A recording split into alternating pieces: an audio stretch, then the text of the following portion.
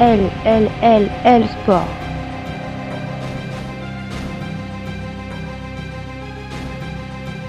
L Sport.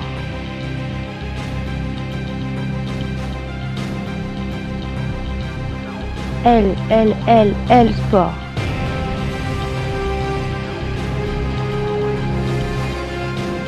L Sport.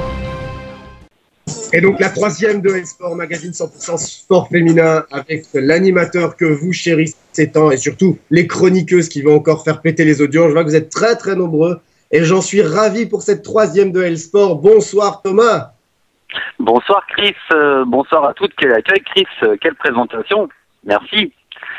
Oui, ce soir effectivement, eh bien la troisième émission de L Sport, donc l'émission 100% féminine, 100% sport féminin, avec maintenant vous le savez, vous en avez l'habitude, toujours en ma compagnie, mes deux acolytes, mes deux co-animatrices, Émilie et Amélie. Bonsoir mesdemoiselles. Bonsoir à tous. Bonsoir à tous. Ça va les filles ce soir, pas trop tendu? Non, très bien. Alors effectivement, pourquoi je pose la question aussi? Parce que ce soir on a une invitée. Alors vous le savez, hein, c'est pas un mystère, on vous en a fait la pub depuis quelques jours. On a une très grande ce soir. Ce soir c'est opération braquage direct sur L Sport, une opération commando organisée par l'une des braqueuses. On ne présente plus maintenant ces braqueuses, les championnes olympiques, Madame Céline Dumer. Bonsoir Céline. Bonsoir à tous. Alors ce soir Céline, c'est opération braquage. Vous êtes prête avec nous pour braquer un petit peu L Sport et RTS? Oui, bien sûr, avec plaisir. Opération braquage, donc. Les filles, vous êtes prêtes aussi? C'est bon, on peut y aller? Non, c'est bon, c'est ok. Pas de souci, on est prêt. Pas de souci. Chris, toi, c'est bon aussi? T'es prête après tes armes? C'est bon? Je suis plus que jamais prêt, j'ai les notes et j'ai mes mouchoirs. Eh bien, c'est parti alors. Effectivement, donc comme vous le savez, donc, dans L Sport, plusieurs débats. C'est avant tout du débat, avant tout du sport, avant tout du sport féminin. Première chose, effectivement, bien bravo aux filles de l'équipe de France de foot qui tout à l'heure ont réalisé le grand chelem en allant gagner en Écosse sur le score de 5-0. Petit aparté pour les filles et bravo à elles. Au menu ce soir, toujours deux débats, toujours un débat au choix. Céline aura l'honneur effectivement de choisir le premier débat du soir. Alors on va pas vous le cacher, elle a été un petit peu informée avant, mais on n'a pas pour autant sa réponse. Donc on est fair play avec vous, on ne sait pas ce qu'elle va choisir. Céline, premier débat au choix pour toi. Alors, attention, l'heure est grave. La concurrence dans le sport de haut niveau féminin, nous on creuse, on veut tout savoir. Donc ça, c'est le premier débat que tu as éventuellement à choisir. Et en concurrence avec celui-là, puisqu'on parle de concurrence, existe-t-il des valeurs spécifiques au sport féminin? Céline, attention, c'est à toi. Je vais choisir la concurrence un petit peu dans le sport féminin. La concurrence dans le sport féminin, donc je répète l'intitulé exact. La concurrence dans le sport de haut niveau féminin, L Sport creuse pour vous et creuse avec Céline Dumer. Donc effectivement, cette concurrence, c'est bien, oui, on le sait, hein, le sport en règle générale, c'est une affaire d'hommes et chez nous, c'est une affaire avant tout de femmes. Donc Céline, est-ce que pour toi, la concurrence, effectivement, est quelque chose que tu gères plutôt bien, ou est-ce que c'est parfois un peu frustrant pour toi? Non, moi justement au contraire, je pense que c'est une belle source de motivation et c'est vrai que le fait d'avoir de l'adversité, justement de la concurrence, ça nous oblige à être constamment, à donner le meilleur de nous-mêmes tout le temps, à l'entraînement, à chaque occasion. C'est vrai que dès qu'il y a un petit peu de concurrence, je pense que ça nous oblige un petit peu à se surpasser. D'accord, mais c'est vrai que toi, après, au niveau basket, c'est vrai que la concurrence, elle est peut-être un petit peu moins prononcée que dans d'autres disciplines, parce qu'il y a quand même beaucoup de rotation, donc tout le monde joue assez régulièrement. Après, la concurrence, pour toi, elle se joue plutôt au niveau des 5 majeurs, ou elle se joue vraiment au niveau du temps de jeu sur un match? Non, après, c'est vrai que par rapport à ça, au basket, c'est un peu différent parce que comme tu l'as dit, il y a beaucoup de rotation, donc véritablement, c'est pas comme au foot où soit tu commences ou après tu joueras très très peu. Donc nous dans le basket, on peut des fois ne pas commencer le match, c'est-à-dire ne pas être dans le 5 de départ et pourtant avoir un temps de jeu bien supérieur à une joueuse qui a commencé. Donc la concurrence, ça se passe pas forcément là, c'est plutôt à l'entraînement. Et puis la concurrence, en fait, dans le basket, c'est assez complexe parce qu'on a toutes des qualités et toutes des choses à faire valoir qui sont différentes d'une coéquipière à l'autre en ayant pourtant le même poste. Donc c'est vrai que après c'est le jugement du coach qui va primer et par rapport à ça, c'est vrai que nous derrière on n'a pas on n'a pas de poids, enfin je veux dire, on n'est pas dans la décision, mais c'est pour ça qu'il faut toujours se donner à 100% pour montrer le meilleur de nous, pour montrer au coach notamment qu'il peut avoir confiance en nous et voilà, mais c'est quelque chose qui est un peu différent certainement avec d'autres sports, ça c'est sûr. Bah alors justement, là, tu me tends une perche énorme, merci Céline. On a effectivement la chance d'avoir une autre sportive avec nous, donc à savoir Amélie Fabriès. Toi Amélie, comment ça se passe la concurrence au niveau foot? Tu la gères bien ou pas? C'est un peu plus compliqué, c'est un peu différent dans basket. Ça dépend des joueuses en fait, parce que c'est vrai qu'il y en a qui acceptent très bien la concurrence, ça les fait vite évoluer. Maintenant d'autres, la concurrence peut faire vite baisser les bras à certaines joueuses aussi, donc il faut avant tout qu'il y ait une bonne entente dans l'équipe, que la concurrence soit acceptée par tout le monde. Après, c'est vrai que ça fait progresser énormément. Si on n'a pas de concurrence, on se laisse aller plutôt sur ses acquis. Et c'est vrai qu'avec une joueuse d'à peu près au même niveau, c'est assez... moi, j'ai pu le voir l'an dernier. J'avais Karima Benhammer qui fait partie, qui a fait les sélections en équipe de France. Et donc, ça m'a amené à me dépasser à chaque entraînement et à jamais baisser les bras, même à un seul entraînement, parce qu'on sait qu'on peut passer à la trappe n'importe quand. Et donc, il faut se donner du meilleur de soi-même à chaque instant, quoi. Et c'est pour ça que la concurrence est très, très importante pour le haut niveau. D'accord. Alors j'ai posé effectivement la question à Chris et Émilie qui sont avec nous aussi. Donc toi Chris, effectivement tu fais un sport un peu plus individuel, donc comme beaucoup savent maintenant tu fais du tennis. Toi Émilie, tu as fait du sport effectivement donc en sport co. Première question, honneur aux dames, désolé Chris, mais toi Émilie, au niveau du sport co, quand tu fais du sport co, est-ce que la concurrence tu la gères plutôt bien? C'est un peu compliqué pour toi parfois à gérer? Je suis pas une athlète de haut niveau, je n'irai pas la prétention de. Donc après, enfin c'est plus mon avis va plus se porter dans le milieu du foot parce que enfin on peut parler de concurrence maintenant. Parce que qui veut dire concurrence veut dire transfert. Après, les conditions de transfert sont pas les mêmes encore que dans le sport masculin, quelles que soient les disciplines. La concurrence et les transferts sont super ambigus dans le sport féminin. Donc après, c'est vrai que ça reste un problème latent. Effectivement, il faut se donner à 100% parce que à chaque fois, elles peuvent sauter et puis se retrouver sans rien. C'est surtout ça le problème. D'accord, donc Christophe, je te pose la question juste après, je rebondis juste rapidement sur ce que tu viens de dire, Émilie. Donc là, pour toi, la concurrence, effectivement, elle est aussi conditionnée et elle peut être malsaine du fait de l'apport financier que ça peut engendrer, en fait. Ou pas, d'ailleurs, ou pas d'apport financier, justement, puisque aujourd'hui, dans le sport féminin, y compris le football, on n'a pas forcément de transfert moyennant finance. Donc, c'est qui rend le sujet encore plus ambigu et plus vicieux, j'ai envie de dire. D'accord. Alors toi, Chris, effectivement, qui fait un sport aussi, qui fait du sport aussi actuellement, qui fait du sport à bon niveau, il faut effectivement essayer d'être objectif. Je sais que tu es modeste et que tu diras le contraire, mais c'est malgré tout un bon niveau déjà. Toi, comment tu gères cette concurrence actuellement, même si tu fais plutôt un sport individuel? Disons que moi j'ai aussi fait tu le dis, je fais du tennis, donc c'est un sport individuel et j'ai fait jadis du football, donc je peux bien calculer cette différence-là. Et c'est vrai qu'au niveau des sports collectifs, quelque part, il faut savoir aussi que tout ça est lié à l'impact médiatique. Moi, ce que j'aurais voulu dire par rapport à ça, c'est quand même que on l'a vu au niveau des braqueuses et c'était ce qui était aussi très très impressionnant. Déjà, c'est le surnom. Elle n'avait pas de pression, il n'y avait pas d'obligation de résultat et il y avait du coup, parce que je pense que ça a vraiment un lien, c'est là l'enjeu selon moi, c'est que du coup, il n'y avait pas une sorte de concurrence malsaine dans le groupe, où il y avait un esprit de camaraderie qui règne beaucoup plus chez les sportives professionnelles féminines d'ailleurs, même si elles sont favorites. Regardez les Américaines par rapport aux basketteurs américains. C'est amusant de faire ce comparatif-là. Sinon, pour répondre à ta question, moi j'ai eu beaucoup de chance, c'est que j'avais pas de grande concurrence et il n'y avait pas énormément de gens qui se bousculaient au poste de gardien du club de pâturage, là où j'évoluais naguère. Donc j'ai eu énormément de chance. Et au niveau du tennis, j'ai pas une très grande concurrence avec moi-même, ça va encore. J'arrive à me débrouiller. Entre toi et toi, ça se passe bien en fait, ça va. Pas toujours quand même, j'ai des flottements. D'accord. Alors effectivement, donc là, tu m'as aussi tendu une perche, comme on dit tout à l'heure, décidément c'est la soirée. Moi, Céline, par rapport à l'esprit des braqueuses, par exemple, on va pas parler encore à proprement parler de la compétition, des Jeux Olympiques, ce qui vous a vraiment mis en lumière aux yeux du public français, mais de ce qui s'est passé un tout petit peu avant, donc dans les semaines précédentes, puisqu'on sait qu'il y avait un groupe qui était assez élargi déjà avant le tournoi pré-olympique, et que malheureusement certaines joueuses n'ont pas pu prendre part à l'aventure ensuite. Cette concurrence, vous l'avez ressentie toi et les autres ou pas du tout à ce moment-là? Non, c'est vrai que c'est toujours compliqué parce qu'effectivement, pour à un moment donné se préparer, on peut pas être uniquement l'équipe 12 joueuses tout de suite à faire 3 mois de préparation parce que sinon, voilà, on serait cramé, quoi, faire tous les entraînements uniquement à 12. C'est difficile à gérer. Donc pour ça, voilà, il faut intégrer des joueuses qui, au début de la préparation, voilà, ne savent pas qu'elles feront partie ou pas. Donc c'est là que rentre, voilà, vraiment en compte la concurrence et le choix du sélectionneur par rapport à qui va composer l'équipe ou pas.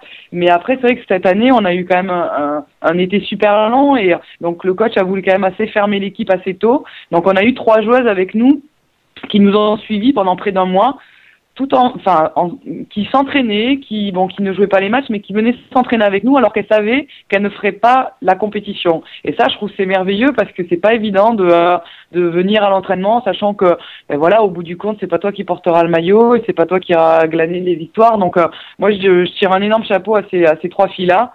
Parce que c'est une place un peu particulière. Maintenant aussi, c'était des jeunes joueuses, donc je pense que c'est un plus de devoir, de venir s'entraîner encore, même si au bout du compte, tu fais pas vraiment partie de l'équipe de France des 12 finalistes entre guillemets, quoi. Donc c'est quand même un bon moment et un bon moyen de travail aussi pour avancer et pour voir qu'est-ce qu'il reste à faire, parce que malheureusement, si elles n'ont pas fait partie de l'équipe, c'est qu'il leur manque encore un tout petit truc. Donc voilà, mais c'est quand même assez compliqué. Je pense que pour certaines joueuses, c'est difficile à gérer dans le sens où, notamment quand on est jeune, c'est plus facile. Tu te dis, bon, la concurrence, il y a des joueuses meilleures que moi à mon poste, j'ai le temps, je vais travailler, je vais progresser. Quand on devient plus âgé, c'est sûr que ça devient de plus en plus dur et voilà, ça fait mal à l'ego de devoir laisser sa place à des petites jeunes, mais c'est la loi du sport et à un moment donné, je pense que comme on l'a fait remarquer auparavant, il faut avoir un bon état d'esprit dans l'équipe pour que justement la concurrence vienne pas mettre un grain de sable dans la bonne entente, parce que c'est là que tout peut dérailler et que les résultats peuvent passer à côté. Et nous, par rapport à notre résultat, c'est vrai qu'il y avait une bonne ambiance, il n'y avait pas de prise de tête à savoir qui jouait plus, qui était plus en lumière ou quoi. Non, à un moment donné, on était toutes là, on avait envie d'apporter. Quand on allait pouvoir apporter, on était prêtes, quoi. D'accord. Alors là, effectivement, tu parlais donc de ces 3 joueuses qui malheureusement n'ont pas pris part à l'aventure olympique, mais qui étaient là avant. Donc trois bons sparring partners, hein, si on peut les appeler ainsi, parce qu'effectivement c'est un peu pareil que dans le milieu de la boxe. Alors Émilie, tu avais une question, je crois, dis-moi. Oui, donc en fait, Céline, si je comprends bien, si on peut résumer, la concurrence, en fait, il faut aussi la gérer mentalement, au jour le jour, et entraînement après entraînement et compétition après compétition. Oui, complètement, parce que c'est un travail au quotidien, parce qu'il suffit que, notamment quand la sélection n'est pas annoncée, je veux dire, à un moment donné, tu fais un mauvais entraînement, et là, ta tête peut vite te lâcher en disant, oh là là, ça y est, j'ai fait un mauvais entraînement, je vais pas être dans l'équipe, j'ai pas été bonne, j'ai pas été à la hauteur. Donc, c'est vraiment un travail au quotidien qu'il faut savoir gérer. C'est pour ça que certaines joueuses aussi n'ont pas peut-être réussi à percer, parce que mentalement, elles n'ont pas réussi à passer ce cap d'avoir, voilà, il faut de la confiance quand même, mais il faut pas uniquement axer son mental sur qu'est-ce que je fais de bien ou qu'est-ce que je fais pas bien. Moi, ce que je dis toujours et ce que j'ai envie, c'est qu'il faut toujours essayer de donner le meilleur de soi-même. Après, on peut être bien ou on peut ne pas être bien. Ça, on n'est pas des machines, mais il faut toujours essayer de donner. Et après, de toute manière, il y a des choix qui ne sont pas, voilà, qui ne nous appartiennent pas. Donc voilà. Et puis, comme on dit, il y a des jours avec, il y a des jours sans. Donc, il faut pas uniquement garder le côté noir des choses et se dire voilà que tout peut se jouer en un entraînement, en une journée ou quoi que ce soit. Donc c'est un travail de longue haleine, quoi. D'accord, donc justement, je vais me permettre de rebondir par rapport à ça parce qu'on est en direct aussi sur le chat de la radio et on a une question donc en termes de concurrence d'ailleurs et par rapport à l'entraînement. Donc on nous pose une question, quel était le rythme d'entraînement avant JO et après JO? Est-ce que c'était la même chose et par rapport à ça, est-ce que ça a joué? C'est-à-dire non, disons que les entraînements avant JO, on faisait à peu près c'est comme si on s'entraîne le matin, l'après-midi, le matin et après on a une demi-journée de repos. À peu près c'est des cycles de 3 entraînements et puis une demi-journée de repos pour que justement on tire pas trop sur les organismes. Mais ça c'est c'est vraiment propre à chaque entraîneur qui va mettre en place voilà sa planification, quoi. Ça te convient comme réponse? Ah oui, c'est parfait, merci. C'était clair ou pas? Ouais, c'est bon. C'était très très clair, donc on vous remercie. Chris, tu avais un mot, je crois? Ah non, mais mais je trouve que c'est très intéressant. Les questions que vous posez, en plus, elles sortent de l'ordinaire. C'est en général pas trop là-dessus que s'attardent les médias. Donc, je suis vraiment super, super fier de vos questions, les gars, et super fier aussi des réponses. Moi, j'avais un truc à dire, c'est que tu parlais tout à l'heure de la gestion aussi, de la concurrence au niveau entre un sport individuel et un sport collectif. Et on a parlé justement de l'importance des entraînements. Et c'est bien là la plus grosse différence selon moi, c'est qu'un sport individuel, parce que bon, je pense que tous ceux qui ont fait un sport individuel et collectif vont être d'accord avec moi, sport individuel, à l'entraînement, tu es complètement libéré. Et en général, tu t'amuses plutôt parce que c'est le contraste avec le match officiel, alors que dans un sport collectif, notamment et surtout pour les professionnels, l'entraînement, il est quand même beaucoup plus source de stress. On est stressé, on est jugé, on est un peu mis sur la sellette. Donc là, je pense qu'au niveau de l'entraînement, c'est le sport individuel et le sport collectif, on est dans deux états d'esprit complètement différents, surtout pour les professionnels.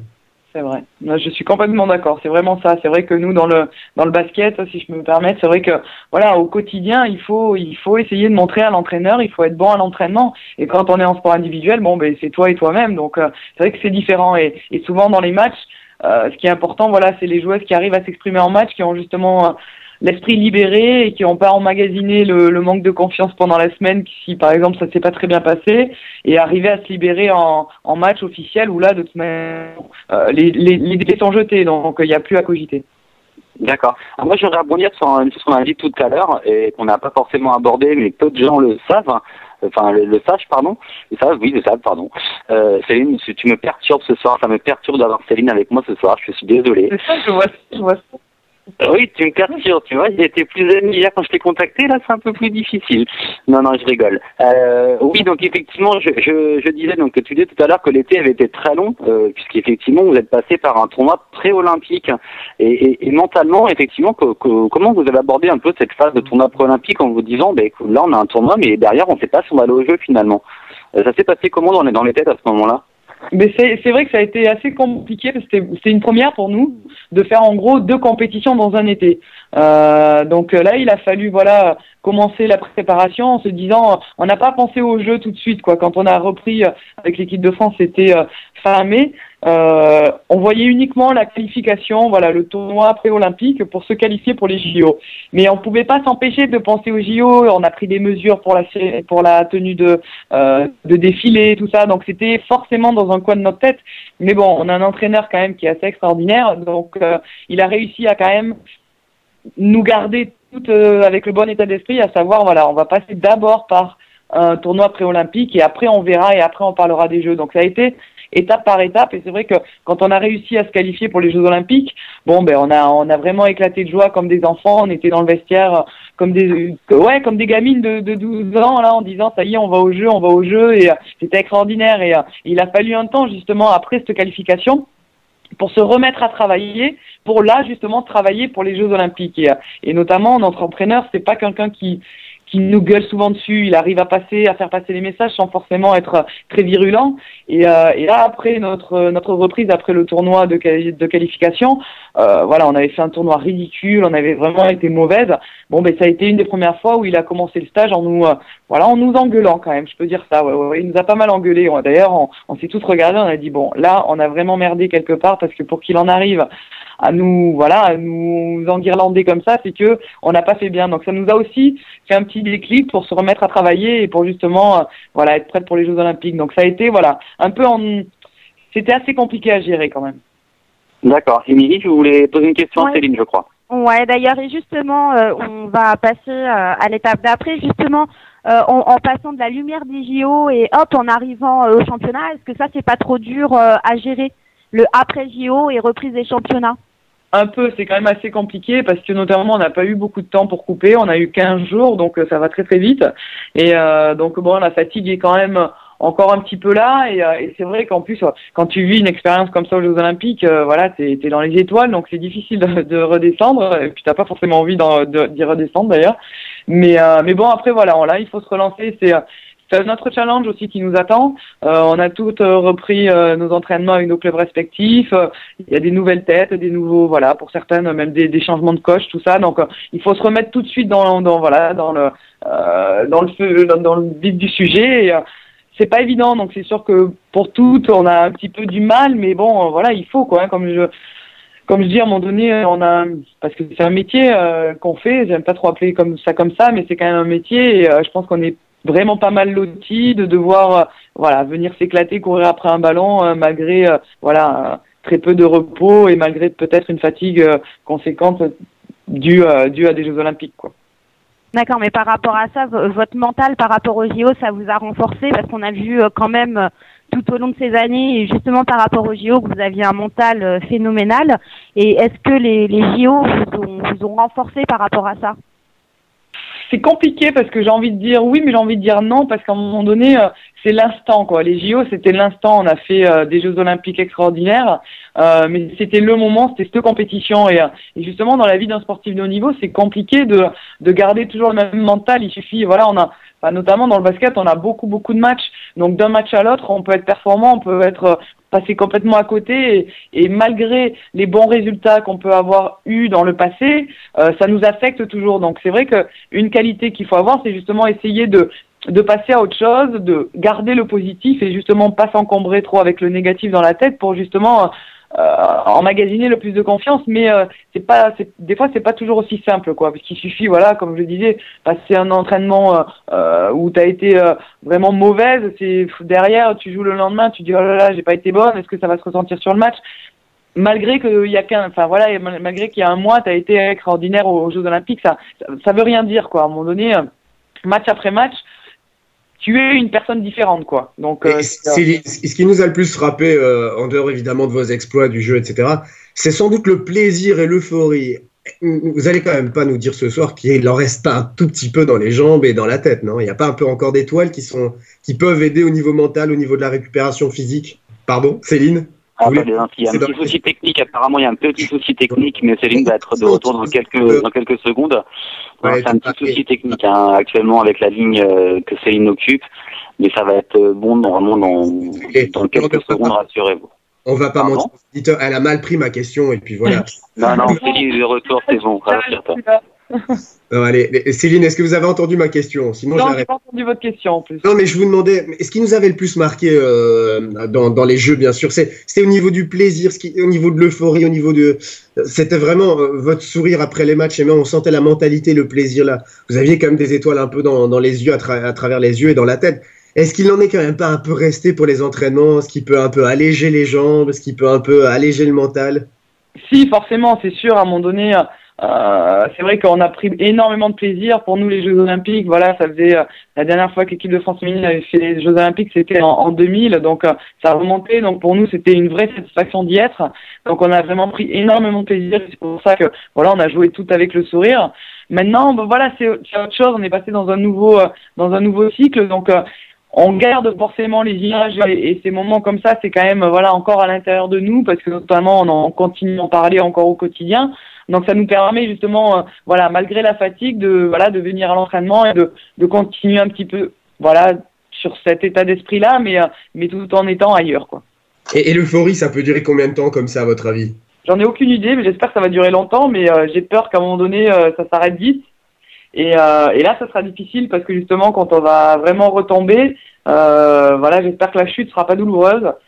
Mais bon, malheureusement, on peut pas prévoir. C'est ça le problème, c'est qu'on peut pas anticiper. On a la conscience, on sait qu'il y aura un petit moment de moins bien dans la saison. On sait qu'on va tout, à un moment donné, accuser la fatigue dans nos clubs respectifs. Et à ce moment-là, il faudra vraiment être fort mentalement pour justement faire le dos rond un petit peu et attendre que ces mauvais moments passent pour essayer de rebondir et de continuer après et finir bien la saison. Si j'en conclue, et si je peux me permettre, je trouve que déjà avoir la lucidité de reconnaître que ça va être très difficile parce que c'est évidemment un peu ce qu'on craint toujours, on est dans l'euphorie, on se dit ça va retomber quand on va être noyé dans le travail, quand peut-être les résultats en club vont commencer un peu à baisser, etc.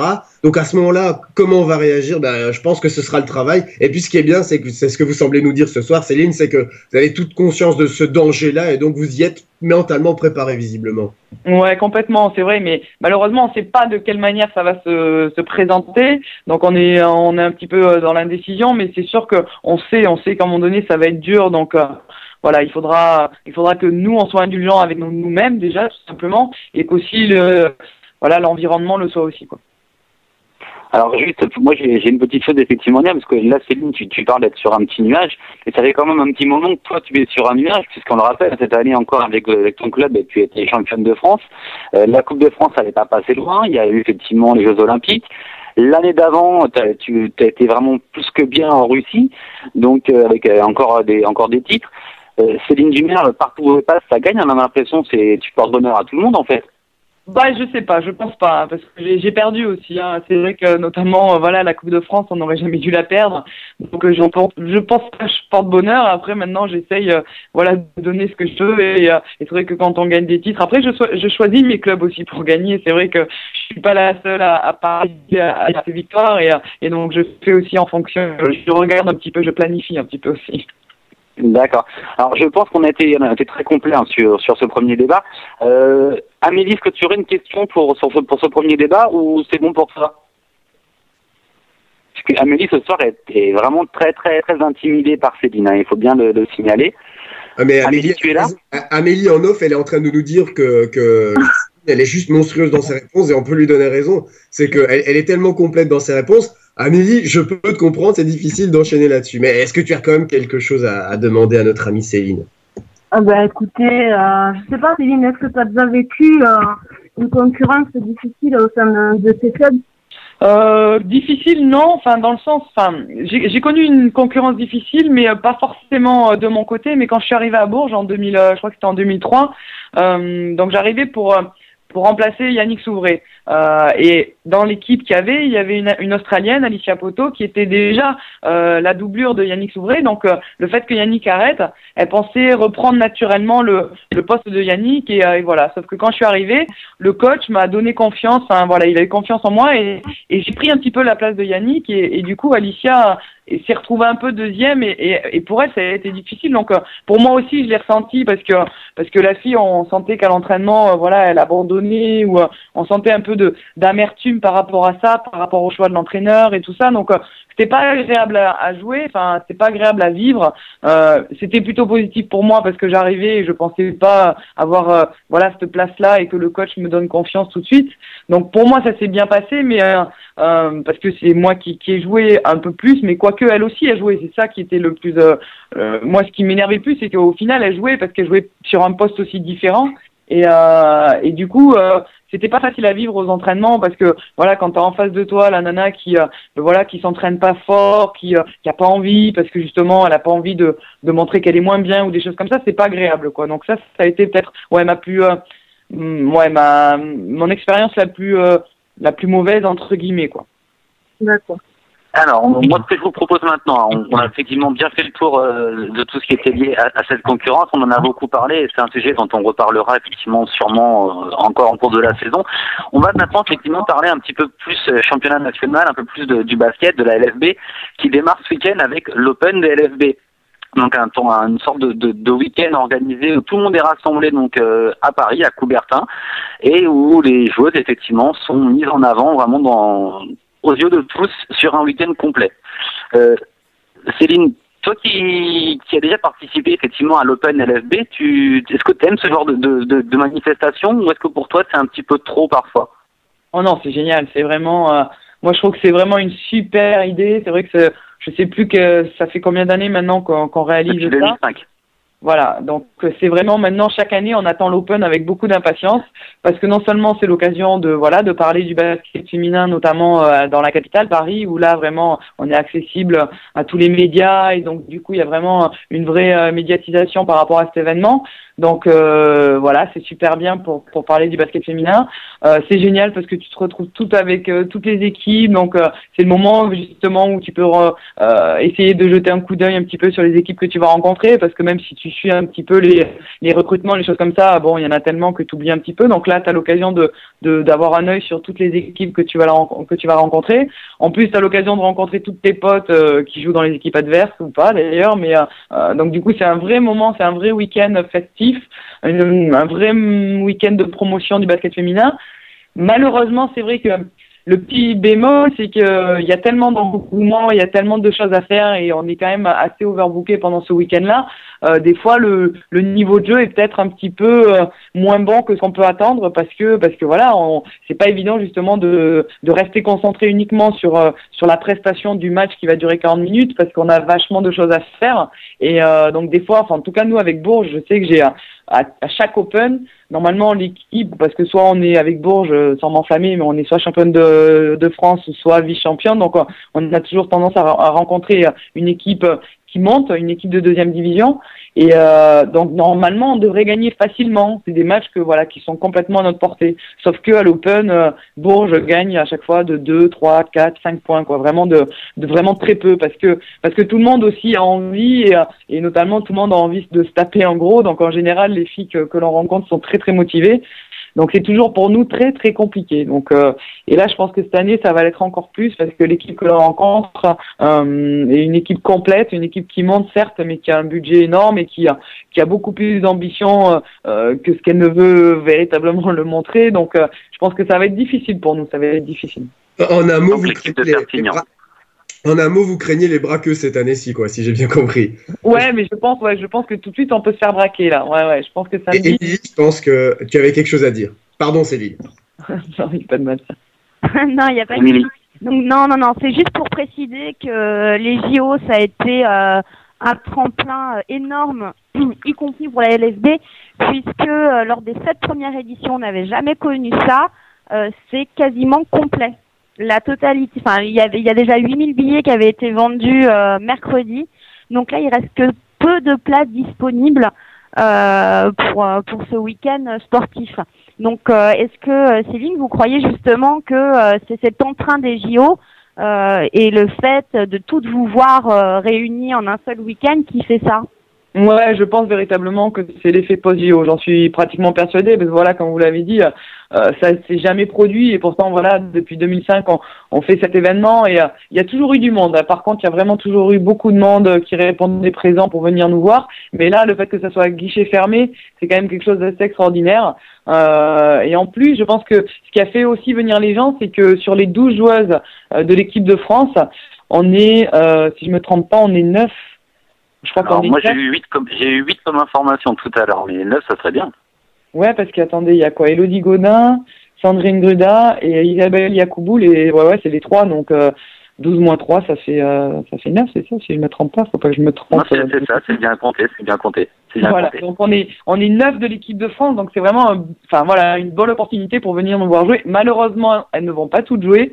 Il y en a, je pense, 2 qui ne joueront pas. Parce que pour des blessures, notamment qu'elles ont contractées aux Jeux Olympiques, qui malheureusement ne sont pas rétablies. Mais en tout cas, les gens auront l'occasion de venir un petit peu voir à quoi on ressemble en vrai, quoi. Donc c'est vraiment sympa, et moi je suis ravie que les gens aient répondu présent, parce que voilà, ça confirme un petit peu l'engouement qu'il y a pu avoir pendant ces Jeux. Alors justement, la mademoiselle m'avait donné effectivement une grosse opportunité de réagir. L'année qui donnait effectivement le chiffre d'à peu près 8000. Une chose déjà qui est certaine, c'est que samedi c'est complet, puisque ça commence, il faut le rappeler, samedi, donc samedi à partir de 13h30 avec Nantes-Rezé face à Aix-en-Provence, pour terminer dimanche à 18h30 avec Villeneuve-d'Ascq contre Charleville-Mézières, avec le gros point d'orgue effectivement, donc la rencontre entre Bourges et Perpignan samedi soir à 20h30. Une première, parce qu'elle sera diffusée sur Sport Plus. Donc c'est quand même un gros événement. Avoir effectivement un match en direct à la télé, Céline, donc pour l'Open, pour toi c'est quelque chose qui est inattendu, qui est profitable à tout le monde, ou c'est un coup de pression supplémentaire? Bah, c'est un peu tout réuni. C'est vraiment super, parce que ça passait en général sur Internet. C'est vrai que depuis 2 ans maintenant, ils passaient ça sur la chaîne LFB TV, mais bon, uniquement sur Internet.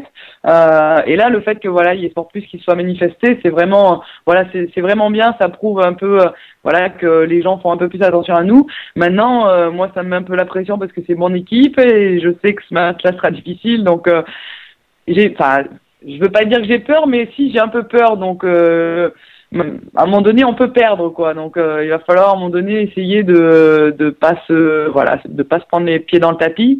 Mais en tout cas, ça va nous mettre une pression supplémentaire, et on va pas devoir. Il va falloir être concentré véritablement. Pour moi, je pense que ça va être une première. vraiment dans le sens où voilà, ce match-là il est important et on peut pas y aller voilà, un peu la fleur au fusil comme on dit. Donc c'est une petite pression, mais qu'il va falloir transformer en plutôt une motivation supplémentaire. D'accord. En tout cas... Alors Émilie, je voudrais juste t'interrompre un tout petit instant puisque je vais rebondir rapidement sur ce que Céline vient de dire. Et après, promis Abel, je te donne la parole juste après, il n'y a pas de souci. Excuse-moi d'avance. Là, Céline, tu parlais effectivement de peur au niveau un petit peu de la prévention par rapport à ce qui s'est passé. Moi, j'aimerais effectivement on a dans l'équipe une personne qui a connu ça il y a quelques jours, c'est Amélie. Amélie qui joue à Rodez et qui a été effectivement la première à être télévisée, donc en allant jouer à Lyon en championnat, donc il y a quelques jours. Toi, Amélie, comment t'as vécu justement cette première télévisée à ton tour? C'était, quand tu es sur le terrain, forcément, tu penses pas trop à la télévision. Maintenant, c'est dans ton match. Ce qui nous a le plus impressionné, c'était de voir les buts au ralenti dans les écrans dans le stade. En fait, parce que sinon, après, au niveau du match, nous, on était à fond dedans et voilà, télévisé ou pas, c'était la même chose. On avait autant de pression que d'habitude. D'accord, donc pour toi c'était pareil, c'était pas différent, il n'y a pas d'appréhension particulière. Non, on n'a pas, c'est vrai qu'on n'en a pas trop parlé déjà autour de nous par rapport à ça et on savait très bien que ça allait être télévisé. Maintenant, c'était plus fort que tout, c'était Lyon en face, donc la télé à côté, c'était rien quoi. Donc voilà. D'accord. Alors, Émilie, effectivement, je reviens vers toi. Je suis vraiment désolé. C'était une petite aparté pour un petit peu encourager et enlever la pression un petit peu à Céline pour ce match télévisé. Donc, Émilie, tu avais une question? Ah non, mais justement, que des encouragements pour Céline. En tout cas, on a nos auditeurs qui sont là et qui écoutent et qui seront bien à l'Open avec leur maillot floqué neuf et qui seront tous derrière vous. Et justement, alors, ils voudraient savoir par rapport à vous, quel est votre programme pendant ce week-end-là? Est-ce que vous avez beaucoup de sollicitations et comment s'organise un week-end pour vous? Disons que oui, c'est assez chargé. Je connais pas encore mon planning fixe. Je sais que le samedi, on a essayé justement qu'il n'y ait pas trop de choses à faire pour uniquement se concentrer sur le match. Mais bon, je sais qu'on va être récompensé avec toutes les médaillées à 19h45. Juste avant notre match en fait, donc ça ne nous demande pas grand chose, on sera déjà à la salle, donc voilà, on va être présenté et remercié. Je pense qu'on a une séance de dédicace dans début d'après-midi. Je sais plus trop vers quelle heure, vers 2h ou 1h30, quelque chose comme ça. Donc ça va aussi, c'est pareil, ça sera juste un petit peu avant le moment sieste. Mais sinon, voilà, nous on va arriver. Pour notre part, les médaillés, on part de demain soir pour aller voir le match des champions. Des mecs, c'est au Palais des Congrès, c'est à Paris, c'est voilà, le champion Pro A contre le champion Pro B.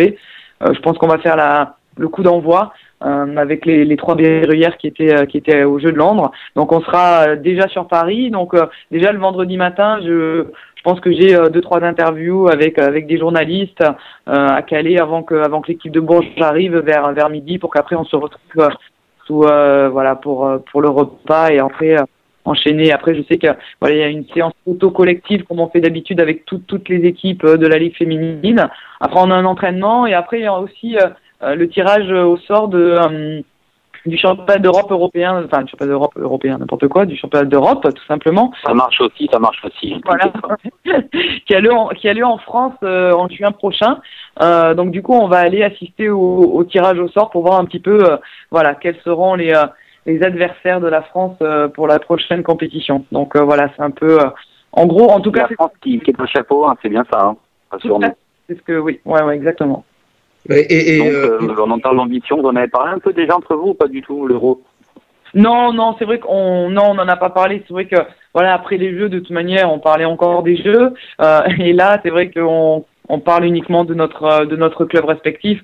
C'est forcément dans un petit coin de notre tête, mais on n'en a pas parlé plus que ça. Je pense que voilà, quand on va faire le tirage au sort, forcément on va échanger quelques petites pensées, mais bon voilà, il faut pas se mélanger, il faut pas non plus griller les étapes. Il y a d'abord une saison à faire en club respectif, et vous savez, l'équipe de France chaque année c'est une sélection, donc il faut répondre présente, il faut être à son meilleur niveau, donc c'est pas assuré que les médaillés, en tout cas celles qui ont fait partie de l'équipe à Londres, soient assurées de faire les championnats d'Europe. Donc il faudra aussi défendre sa place. Donc c'est dans longtemps. C'est pour ça il faut pas trop pas trop se mélanger. D'accord. Chris, tu voulais réagir? Oui, tout à l'heure je voulais réagir, mais non, mais en fait, je veux me joindre au remerciement collectif car grâce à vous, Céline, vous avez apporté un engouement tout neuf pour les braqueuses. Merci, c'est sympa. C'est vrai que, outre notre résultat avec notre médaille, moi, ce qui me touche énormément, voilà, c'est tous les gens qui ne connaissaient pas ce sport, qui ont découvert, qui ont aimé, qui nous ont aimé, qui ont aimé ce qu'on a dégagé. Et comme j'ai dit, c'est que nous, on fait pas ce sport pour être aimé, pour être adulé, on s'éclate juste autour d'un ballon avec des coéquipières et si en plus on arrive à attirer et à faire aimer ce sport par des gens novices ou tout ça, c'est vraiment un plus quoi. Donc moi je suis vraiment ravie et je suis fière de ce côté-là dans notre quinzaine, c'est que on a réussi à toucher les gens et ça c'est vraiment le petit plus qui fait que ça rend l'aventure encore meilleure quoi. Et pour compléter votre analyse, on peut aussi parler de l'impact des JO dans les autres sports puisqu'il y a des enquêtes très sérieuses qui ont été faites, notamment sur le nombre d'affiliations et sur le nombre de fréquentations. Alors, pour les arts martiaux diffusés aux Jeux Olympiques à la télévision et à la radio, plus 21% de fréquentation en 3 semaines, avec notamment des pics entre 28 et 30% au taekwondo et en judo. Donc, vraiment l'impact des Jeux Olympiques quand il y a des champions comme vous, Céline, ou comme d'autres, qui donnent l'exemple et qui donnent la fierté au sport et à la France, bien vraiment, l'impact, il est réel en termes de fréquentation. Donc, voilà, c'est prouvé mathématiquement. Super. Bah écoutez, ça c'est une bonne information. Alors on va revenir rapidement quand même sur le championnat, parce qu'on rappelle c'est le sujet un petit peu donc de ce second débat. Tu parlais tout à l'heure de Perpignan, donc qui est une équipe qui dissimulait, qui cachait un petit peu ses ambitions.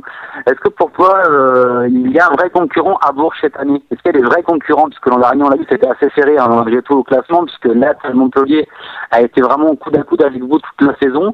Challes-les-Eaux n'était pas forcément très loin, Mondeville non plus, Tarbes est un petit peu décroché, mais ça restait encore effectivement assez bien pour eux. Toutes ces équipes-là cette année font vraiment très peur, ou est-ce qu'il y a vraiment une parmi celles-là qui fait plus peur que les autres hein?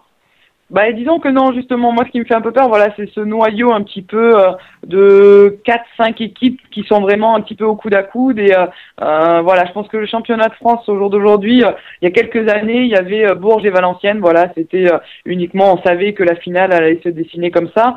Là, ça fait maintenant 3-4 ans que le finaliste, un des deux finalistes n'est pas le même.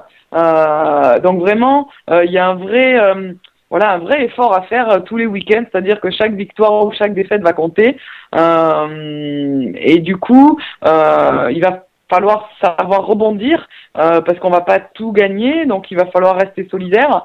C'est ce qui s'est passé l'année dernière aussi, parce qu'en début de saison, on perdait, on se faisait taper dessus, on se faisait critiquer, mais à l'intérieur de nous, on savait aussi les raisons de nos échecs, parce que c'est ça qui est important, c'est d'analyser un petit peu le pourquoi du comment, et on avait bien analysé ça, donc nous, on n'avait pas de doute par rapport à nos performances, mais bon, c'est l'environnement qui aussi peut mettre le doute, mais bon, et c'est vrai que cette année, ça va être un peu le même topo, c'est-à-dire que, bon, Châles n'existe plus, mais Châles, en gros, a transféré à Lyon, c'est pratiquement toutes les joueuses de Châles sont parties signer à Lyon, donc Lyon va être en gros, Mondeville va être aussi solide, Montpellier toujours. Moi je pense à Perpignan qui va vraiment embêter beaucoup de monde. Qui sait qu'il y a encore, il y a beaucoup d'équipes, il y a Vinaldasque aussi qui peuvent être. Non, sincèrement cette année ça va être compliqué. C'est pour ça que cette première journée à l'Open va être intéressante de voir un petit peu l'évolution de chaque équipe, parce qu'après c'est un début de championnat aussi, donc les équipes sont pas encore complètement calées, donc il y aura des phases de progression qui vont se faire différemment d'un club à l'autre, mais ça va être intéressant et je pense qu'on peut avoir. Ce sera pas des surprises. Pour certains, ça s'appellera des surprises, mais voilà, je pense que ça sera difficile. En tout cas, je sais pas les pronostics, qu'est-ce qui est sorti, mais je pense que c'est très difficile cette année de vraiment voir comment va se dessiner un petit peu le championnat. D'accord. Alors il y avait pour conclure ce second débat avant qu'il passe à la troisième partie de l'émission, Amélie qui avait une question pour toi, Céline. Amélie, on t'écoute. Alors oui, Céline, je voulais savoir, en fait, au niveau de ton club avec Bourges, vos ambitions pour cette saison. Nos ambitions, en fait, à Bourges, c'est pas très compliqué, c'est à chaque fois les mêmes. Donc, c'est être champion de France. Voilà, c'est que chaque année, ils veulent conquérir le titre de champion de France. Ils veulent récupérer la Coupe de France, que ça fait 2 ans que on n'a pas réussi à ramener le trophée à la maison. Le seul petit changement par rapport aux ambitions, c'est la Coupe d'Europe, où cette année, le président n'a pas véritablement ne s'est pas forcément exprimé, enfin il s'est exprimé mais sans forcément donner d'objectifs précis parce qu'au jour d'aujourd'hui c'est vrai que sur la compétition européenne c'est assez compliqué. Il y a les clubs turcs, les clubs russes qui sont vraiment un niveau au-dessus de nous, donc vouloir prétendre aller loin, ça nous amènerait à faire beaucoup de matchs en plus, notamment Final 8 avec 5 matchs en 7 jours. Et du coup, emmagasiner de la fatigue et de la fatigue. L'année dernière, cette compétition a laissé quand même 3 joueuses sur le carreau, 3 genoux ont lâché pendant ce Final 8 là. Donc, on sait les risques que ça a de vouloir aller loin, en sachant qu'on a très peu de chances de gagner. Donc, des fois, Mais en tout cas, ce qui est sûr, c'est qu'on essaiera de gagner tous nos matchs. Hein. C'est pas pour autant qu'on va essayer de perdre ou quoi que ce soit, mais c'est vrai que les ambitions au niveau européen sont peut-être moins élevées que d'habitude et moins prononcées, quoi. D'accord. Alors, moi, si effectivement tout le monde est d'accord, et je pense que tout le monde le sera, on va passer à la 3e partie de l'émission, à une partie qui est culte maintenant. Alors là, Céline, attention, tu vas te faire cuire aux petits oignons par nos princesses de l'émission, par Émilie et Émilie. C'est leur heure, c'est l'heure de leur chronique, de l'interview décalée.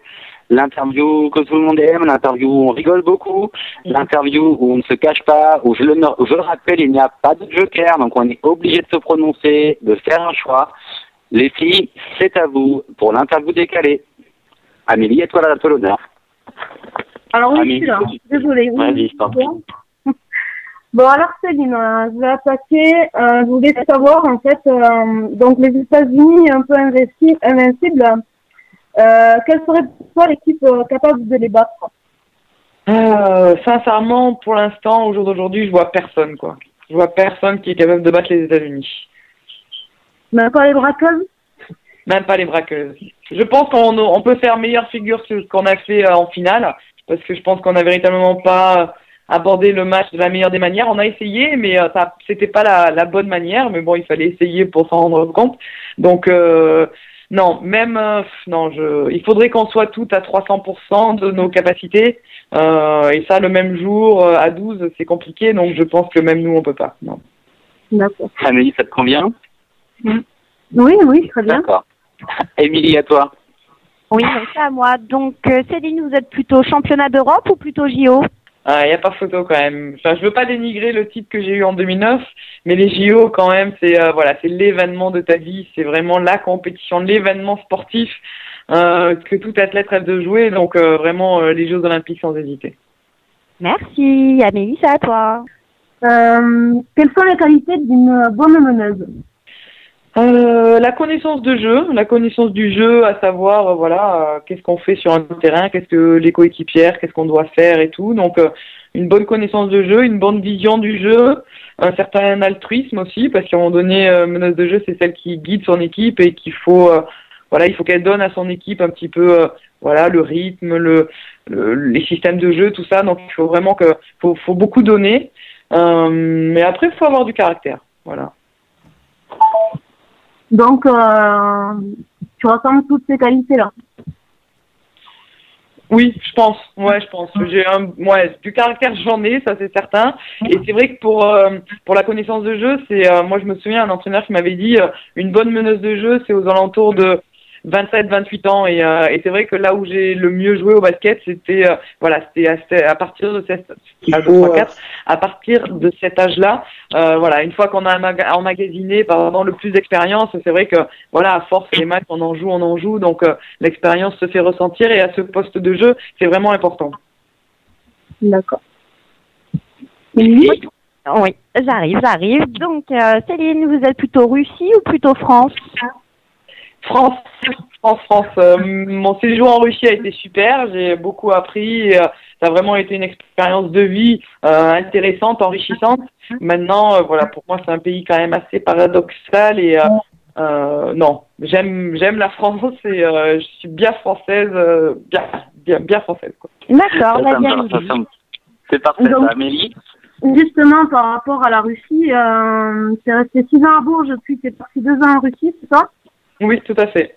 Et tu es revenu ensuite en 2011 en France, donc par rapport à quoi en fait tu es revenu? Par rapport à, je suis partie quand même aux États-Unis, pas du tout, en Russie, pour une question de voilà justement sur le niveau européen, pour essayer de glaner un petit peu le titre européen qui bon à Bourges fait défaut, qui bon Bourges a gagné ce titre 3 fois plutôt, mais là au jour d'aujourd'hui les autres clubs avec plus de moyens les glanent quoi. Donc j'avais envie de tenter l'expérience pour essayer d'aller décrocher ce titre européen.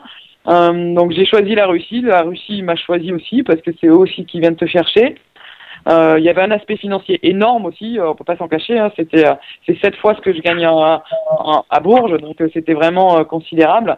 Donc j'ai voulu tenter, voilà, j'ai tenté vraiment pour essayer de gagner le titre européen et voilà, j'ai fait 2 ans et je me suis rendu compte que dans ces clubs comme ça où il y a beaucoup d'argent, où il y a beaucoup de grandes joueuses, il n'y a pas d'esprit d'équipe, il n'y a pas, il y a pas l'amour du maillot, c'est vraiment très individualiste. Et c'est vraiment pas du tout le basket que j'aime jouer, le basket dans lequel je m'éclate. Il n'y a pas d'échange, voilà, c'est vraiment, voilà, c'est un peu chacun pour sa gueule. Et en fait, moi, ce que j'ai adoré, c'est pas que j'ai adoré, mais moi, je suis contente de mon expérience parce que ça m'a permis de me rendre compte que mes valeurs étaient quand même les bonnes, à savoir que c'est pas uniquement en ayant que des bonnes joueuses qu'on arrive à gagner. Il faut un collectif, il faut vraiment avoir un esprit d'équipe pour essayer de gagner.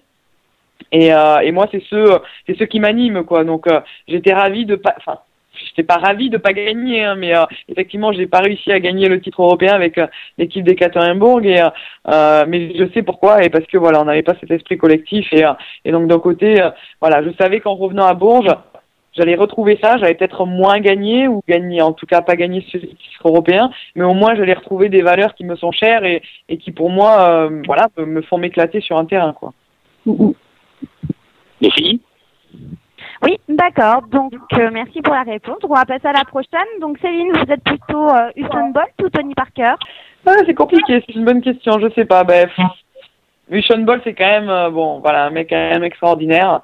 Voilà, celui qui court le plus vite au monde. Non, mais on a eu l'occasion de le croiser à Londres et c'est vrai que bon, on a pris une petite photo. Il est quand même impressionnant.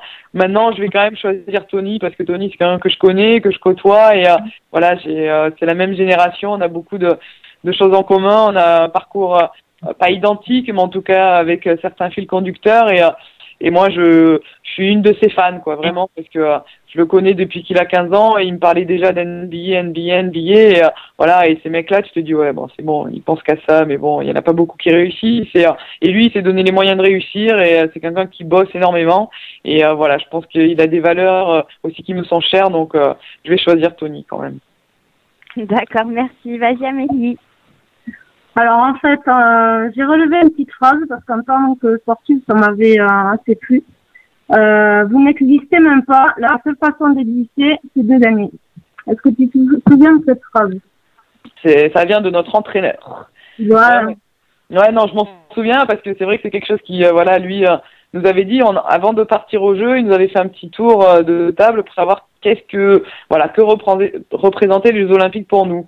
Moi, pour être honnête, moi j'avais dit voilà quoi, moi je veux y aller, mais uniquement pour pas uniquement, mais moi ce qui m'excite dans les Jeux Olympiques, c'est la cérémonie d'ouverture, de fermeture et voilà d'être entouré de tous les athlètes, de toutes les nations, de toutes les disciplines quoi. Et bon, on avait fait tout un peu le tour et c'est vrai que la compétition basket en elle-même était ressortie très peu de fois quoi. Et l'entraîneur, bon, il avait écouté, mais je pense que ça lui avait pas forcément trop plu. Et donc après, il nous avait sorti cette phrase là et voilà, en nous disant que voilà, si on veut exister, parce que il y a certaines filles qui aiment quand même briller, qui aiment, voilà, on a tout un ego, hein, donc c'est vrai que le fait qu'on parle de nous, c'est toujours plus plaisant, et donc du coup, le fait de nous titiller un petit peu sur ce côté-là, en disant voilà les filles, voilà, si vous gagnez pas, vous n'existez pas. Bon, ça nous a un petit peu, voilà, je dis pas qu'on sait plus bouger les fesses, hein, parce que de toute manière, on est toutes des compétitrices, mais voilà, il a essayé de nous toucher un petit peu la corde sensible de ce côté-là, et je trouvais ça très judicieux, mais bon, enfin, notre entraîneur, c'est quelqu'un de, voilà, c'est un grand monsieur, donc voilà. D'accord. D'accord. Émilie, une question encore? Oh oui, alors moi, ça sera ma dernière question par rapport au JO. Où est-ce que vous avez rangé votre médaille? Alors, pour l'instant, elle n'est pas rangée parce que, justement, on la ressort tout le temps, à chaque occasion, à chaque manifestation, il faut qu'on monte la médaille. Donc, du coup, elle est ben là, pour l'instant, moi, je l'ai mis à l'entrée de mon salon. J'ai un petit tabouret comme ça, elle est là, je l'ai ouverte, hein, enfin, je l'ai dans un coffret, et au lieu de la laisser dans le coffret fermé, non, j'ai le coffret ouvert pour bien la voir à chaque fois que je rentre dans mon salon. Mais c'est vrai que pour l'instant, je l'ai pas, et puis je sais pas encore, même si j'y réfléchis, je sais pas où c'est que je vais pouvoir la mettre, parce que j'ai envie de la voir quand même assez régulièrement pour, voilà, la garder un petit peu sous les yeux encore un petit moment. Merci. Amélie, tu as une dernière question? Alors oui, j'en aurais une petite dernière. Je voulais savoir si Céline, tu aimerais aller faire un petit tour aux États-Unis de la WNBA. Disons que c'est pas du tout, comment dire, une envie vraiment très précise. Moi, je suis plus curieuse de voir un petit peu comment ça fonctionne vraiment, parce que les États-Unis, au niveau des sportifs, c'est quand même, voilà, c'est quelque chose de, voilà, c'est une institution là-bas. Le sport, c'est vraiment, en France, on a beaucoup à apprendre des États-Unis par rapport à ça. Donc, voilà, je serais curieuse de savoir comment est la vie de basketteuse en WNBA, mais en tout cas, je sais que le jeu, la qualité de jeu, le niveau de jeu, voilà, aux États-Unis, ça n'a rien à envier à un championnat d'Europe, enfin à une coupe d'Europe en France là qu'on joue, ça s'appelle l'Euroleague.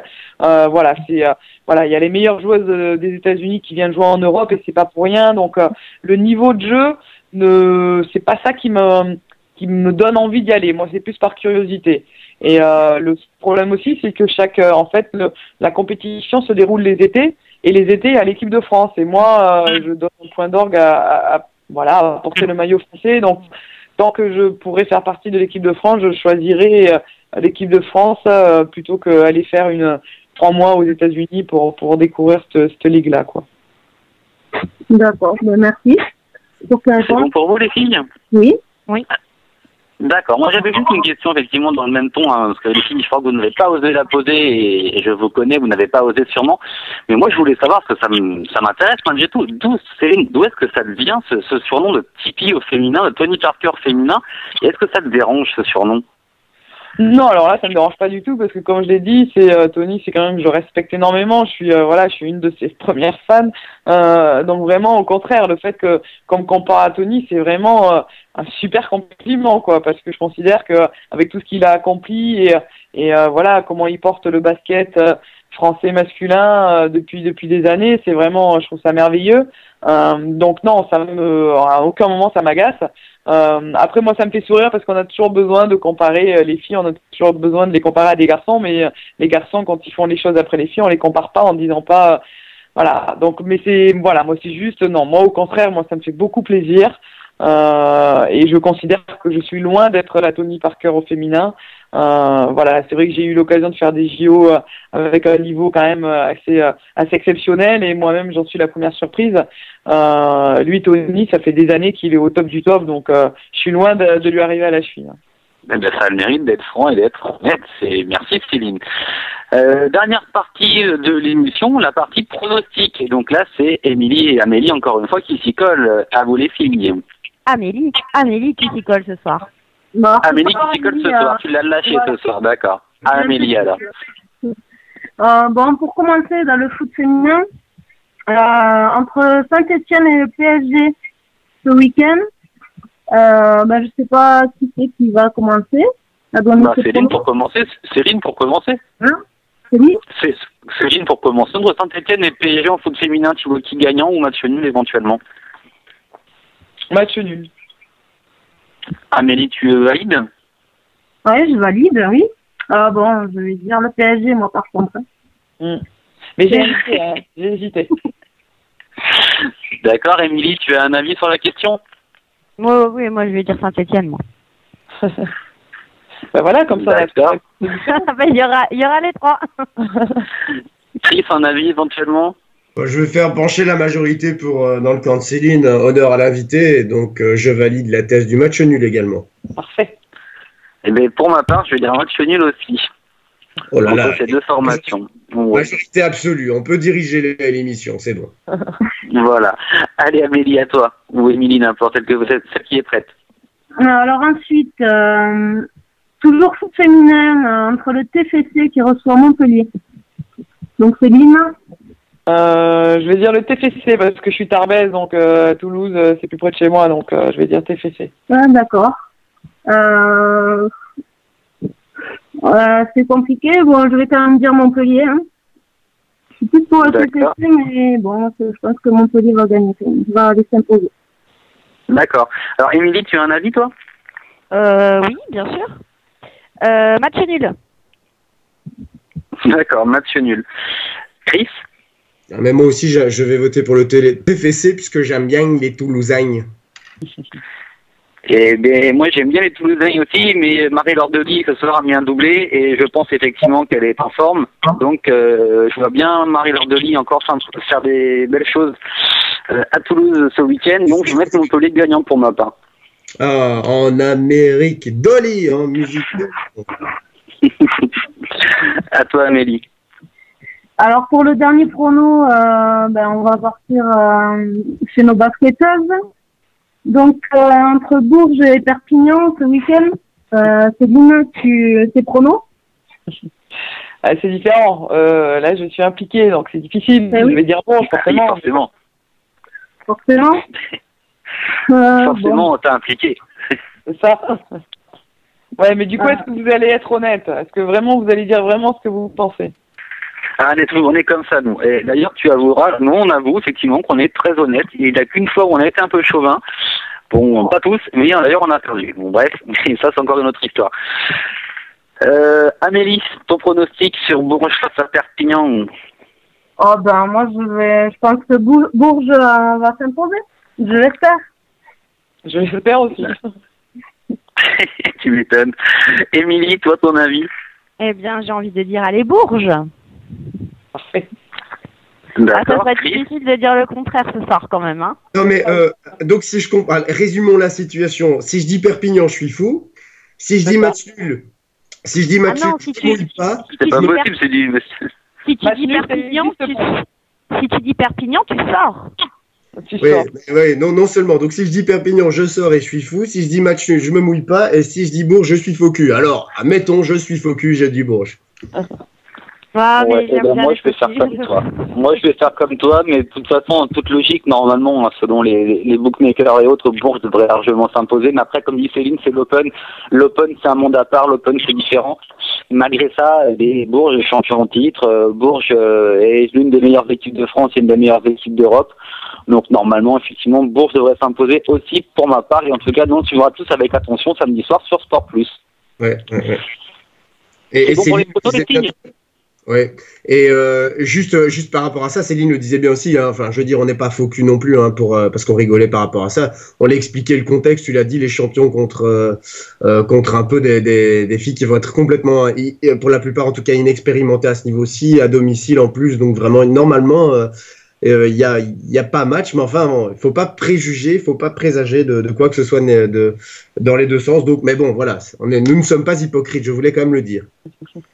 Tant mieux. Non, mais c'est vrai que comme ça, sur le papier, voilà, c'est sûr, normalement, c'est Bourges qui doit gagner, mais moi, je vous le dis, vous verrez, enfin, j'espère que, voilà, j'ai envie de me tromper, mais je sais que ça sera un match très compliqué. Nous, on a beaucoup de blessés, donc on n'a pas du tout l'équipe au complet.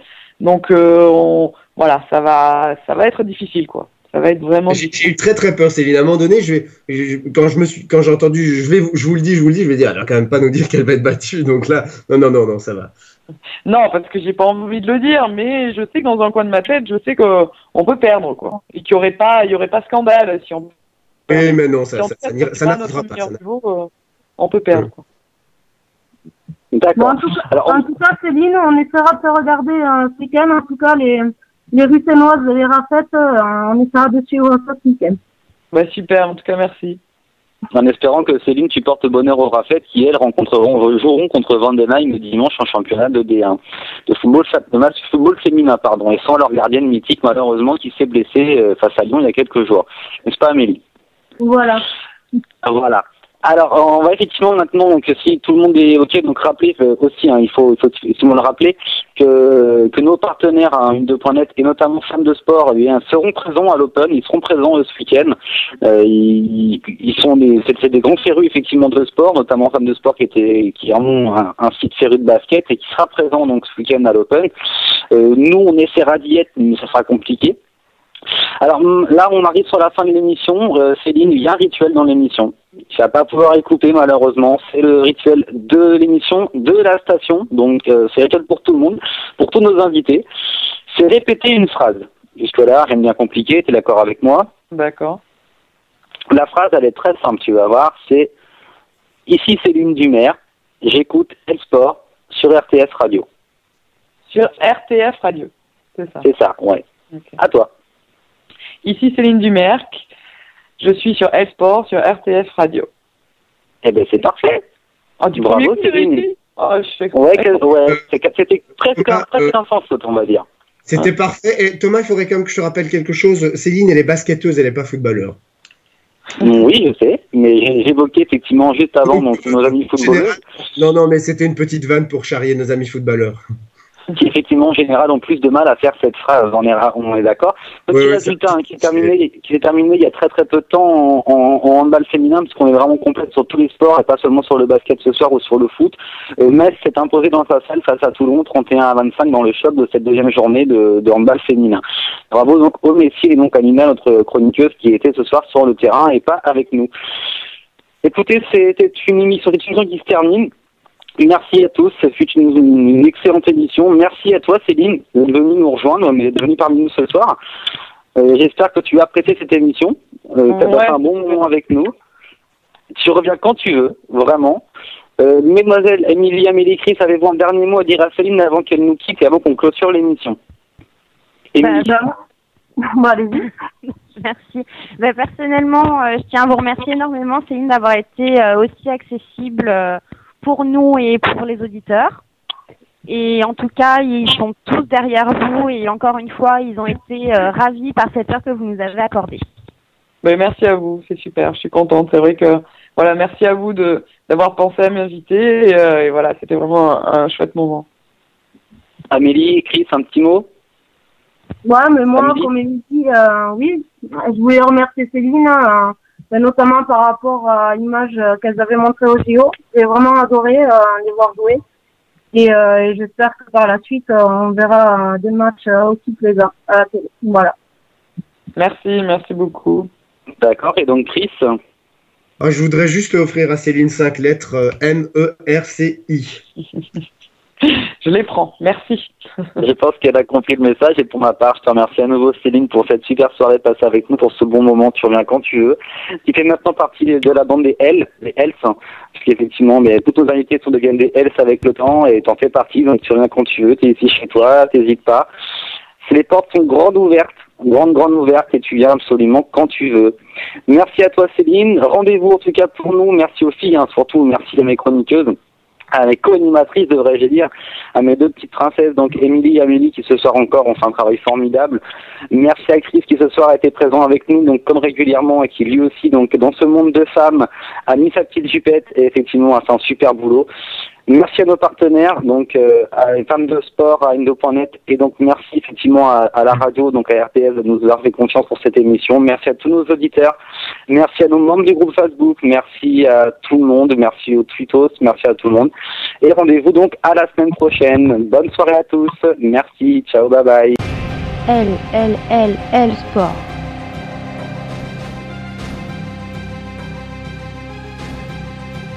L Sport.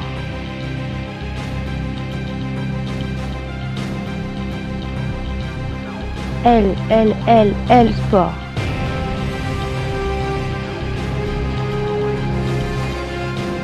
L Sport.